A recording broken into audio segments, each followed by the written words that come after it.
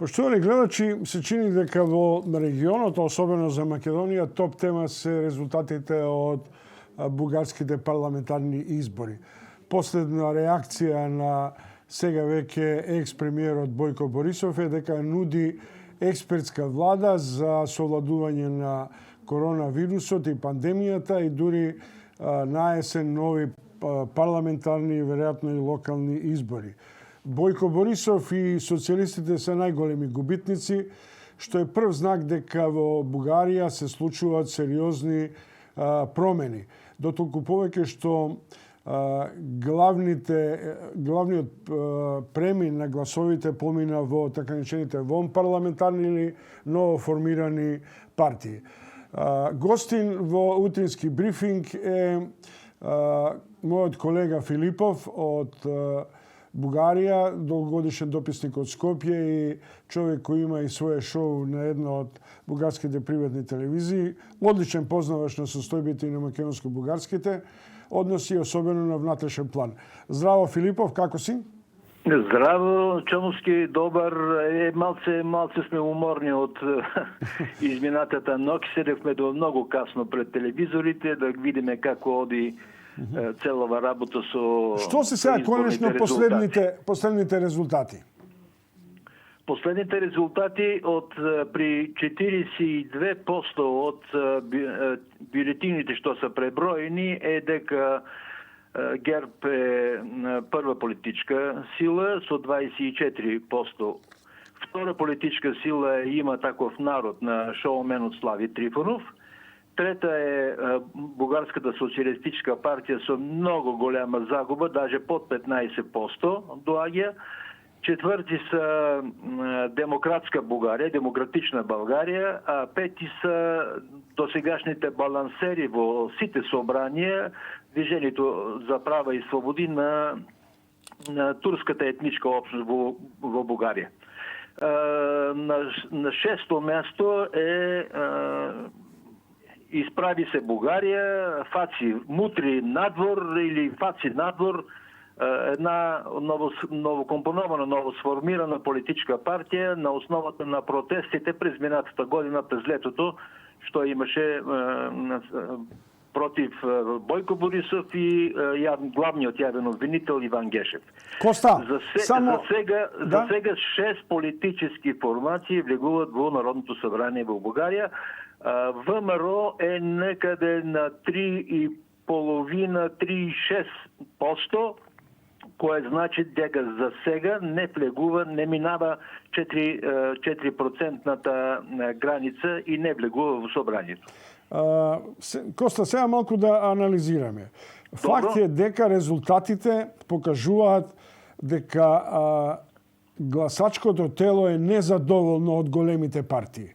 Без оглед дали се работи за премиерот Борисов кој пети пат победува или за големата загуба на социјалистите која не успеа ниту со помошта на председателот Радев со оглед на тоа дека ја обвини власта за корупција, за мафија која владе, да освојат поголем број на гласови. На што се должи појавата на новите партии и нивниот налет како стампедо да освојат речиси исто гласови колку што БСП и ГЕРБ имаат освоено? Тоа е така. Значи, многу ти е точно, ставот ти е многу точен. Јас мислам дека веќе има умора од ГЕРБ и од БСП, а целата работа е дека има умора од системата на управување во Бугарија и ми се чини дека до сега бевме дали е СДС и БСП, а сега ГЕРБ и БСП, овој модел на двупартиен модел, што се две партии со два полюси, ако така можем да го речеме, веќе мислам дека оди во историјата, а и друго треба да си дадеме сметка, тоа изборите покажаа дека доаѓа една нова генерација во Бугарија, интернет генерацијата, да Слави Трифонов и неговото има таков народ не водя никаква кампания. Не се покажува, не правя средби, не правя нищо. Има там една мала нивна телевизия и то беше все. Но беа много активни в социалните мрежи, в Фейсбук, в Твитър и в другите. Така що и аз мислям дека тая млада генерация, за нив се гласили луѓе предимно меѓу 18 и 35 години. Значи младата генерация на Бугарија, дали тоа ни се бендисува или не е толкова важно, но младата генерация на Бугарија веќе не сака да гласа за старите познати фаци во политиката, како што са ГЕРБ со нивното 11 годишно владеење, а и БСП со нивното учество во сите парламенти до сега. Коста Филипов, долгогодишен новинар во Софија, дописник од Македонија, гостин во утрински брифинг. Коста, ај малку за еден друг детаљ. Демократите на Бугарија на екс-министерот за правда Христо Иванов се појавија на сцената. Тој е поранешен припадник на ГЕРБ, човекот кој направи едно шоу, отиде во големата касаба на Доган, на турскиот лидер, и покажа како живее така речениот турски цар во Бугарија, а тие беа логистика подземна, надземна на Бојко Борисов. Дали тоа значи дека појавата на новиот лидер на турците може да има резерва и воопшто кон идната коалиција на ГЕРБ со турската етничка заедница? Значи, да кажам така, Бојко Борисов вчера вечер се скри од новинарите, не се јави пред новинарите и во Фейсбук некаде касно през ношта, некаде кај 12 сато од својата куќа во Банке, во дворот, под снегот што врнеше, направи некаква изјава и предложи експертна влада. Таа експертна влада е во устите на турската партија Движение за права и свободи од 2-3 години навамо. Значи, може да се рече дека он до сега Борисов не сакаше и да слушне за експертна влада, бидејќи беше сигурен дека со неговите пратеници, со некоја друга комбинација во собранието, ќе се подпре и на ВМРО, но сакаше да си владее сам како што он што знае. Но сега гледам оди кон идејата за експертна влада, што турците ја сакаа. Тоа не знам дали тоа е некоја така рака што он не пружи на Движение за права и слободи, или е некоја негова нова итрина да се спаси од тоа да не биде веќе премиер. А сите, или да речеме 90% од сите анализатори во Бугарија, јас ги слушав сношти, барем сите да речеме, се убедени дека тоа е крај на Бојко Борисов како премиер на Република Българија. Има тука две реакции што ги читам по агенцијските вести. Ние нема да коалицираме со ГЕРБ, БСП, ДПС, значи турците, ниту со оние на војводата Шкембар. Алузијата е на Каракачанов. Сега сакам да те прашам, експертската влада би била поддршка во парламентот врз основа на невладини стручњаци, непартиски експерти, и до кога тоа би можело да владее? До следните избори локални?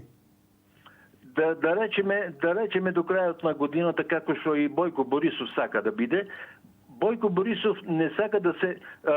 Овие од новата политичка партија што е собранието, има таков народ на Слави Трифонов, се готови да одат веднаш на нови парламентарни избори, но тоа означува дека изборите ќе ги прави службена влада, што треба да ја сформира председателот Радев.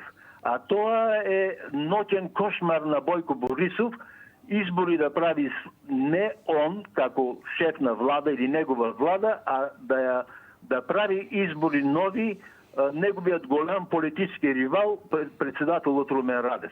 Така што јас мислам дека ќе сторат се и се што, бидејќи кај нас октомври има председателски избори и се е можно и Радев да не добие втори мандат, Бојко Борисов ќе стори се и се што да има ако има предвременни нови парламентарни избори, тия да бидат после председателските избори. Да речеме края на годината или началото на другата година. И аз барем така мислам. Коста Филипов, завршуваме разговор, иако не форсирам сега што ќе стане со македонско-бугарските релации, зашто мислам дека овој на одреден начин постпарламентарен хаос во Софија веројатно ќе ги замрзне преговорите. Меѓутоа ми се чини, морам да го цитирам еден екс-дипломат во Софија и во Скопје, Шрамаер, кој денове за Дојче Веле изјави: креатурите на минатото нема да исчезнат од Бугарија ни по овие избори. Дали тоа е веродостојна слика со оглед на фактот дека иако не беше главен адут националистичката карта, освен кај Каракачанов, сепак има одредени потенцијали и резерви кон Македонија и во ново појавените партии пред кај Слави Трифунов. Слави Трифунов, барем како шоумен, до сега секогаш е бил близо до позициите на Каракачанов во однос на Македонија. Аз така мислам. И он е има голем потенцијал патриотарски, да речем, кај него, така што во таа смисла некој нова позиција јас не очекувам, за жал. Коста, има само еден момент. Коста, има сега тука малку парадокс. Пред малку ми рече дека потршката кај Слави Трифунов е резултат на новата генерација, интернет генерација. Таа интернет генерација веројатно нема толкав, да речем условно, антибалкански или антимакедонски капацитет. Тоа е така. Сега и на мене ми е любопитно и на мене ми е интересно како ќе биде целата работа, бидејќи ти многу добро знаеш, јас се интересирам и работам по темата за односите со Република, со вас, со Македонија. Многу ми е интересно, и друго интересно, чом најмногу гласови од бугарите што се гласали во странство, во чужбина, надвор од Бугарија, има за Слави Трифунов. Значи и бугарските иселеници најмногу му дават на него подкрепа. И што него сакаат ни Борисов. Него сакат и Борисов. Борисов е на второ или на трето место некаде. Значи Слави Трифунов има таков народ сред иселениците на прво место, втория е демократична Българија и чак тога и на трето место е Слави Трифунов, е Бойко Борисов. Как да ти кажем, некако на бугарите вече им е смачено од Бойко Борисов.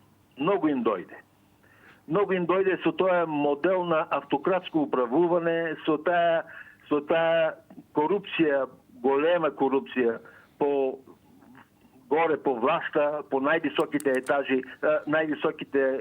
етажи, да речеме, на власта. Сето тоа веќе им е дојдено преко глава. Јас се надевам дека лека по лека, може не сега, може после некои други, още некои предвремени парламентарни избори, да си оди Борисов и неговата политичка кариера, за добро или за лошо, не знам, да й биде ставен крај. Натаму одат работите. Освен освен Борисов е докажал дека има некој, значи како некое животно што е врзано, има некој политички инстинкт да излегува од такви тешки ситуации. Освен нешто да најде тоа, овој инстинкт да му покаже некој нов излез од оваа ситуација, но ќе биде интересно во секи случај. А пак за бугарско-македонските односи, што ти рече, мене ми е чудно што Бојар Османи, вашиот министар за надворешни работи, рече дека од понеделник, 5 април, да видите каква динамика ќе има на односите и на како ќе се подобруват. Слушај, Коста, нашава дипломатија е катастрофа, вклучувајќи го од министрот. Така плуралистички даваат изјави што не зборува ни за нивото на дипломатија, ниту за проценката на ситуацијата на Балканот и во Македонија. Но тоа остави го мене овде. Јас сега ти посакувам успешен работен век и натаму ангажман.